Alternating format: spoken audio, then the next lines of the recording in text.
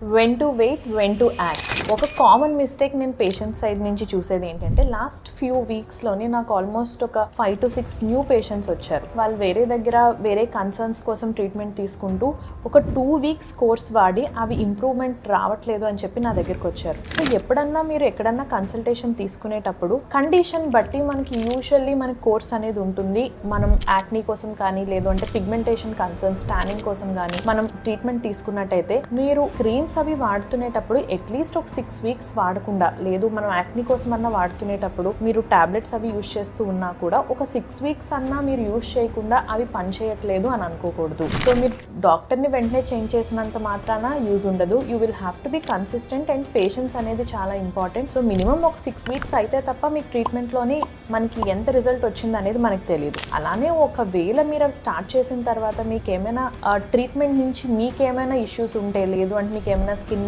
Reactions కానివ్వండి, లేదు అంటే ఇంకేదైనా డౌట్స్ ఉంటే first discuss with your doctor. అంతేగాని వెంటనే ట్రీట్మెంట్ చేంజ్ చేయడం వల్ల, లేదు అంటే డాక్టర్ని చేంజ్ చేయడం వల్ల పెద్దగా యూజ్ ఉండదు. ఇది ఎందుకు చెప్తున్నాను అంటే లాస్ట్ ఫ్యూ డేస్లోనే యాజ్ ఐ వాజ్ సేయింగ్ చాలా మంది ఇలానే వచ్చారు. So trust your doctor and listen to them and share your concerns with them. I think that's very useful. This doctor Sneha, consultant dermatologist.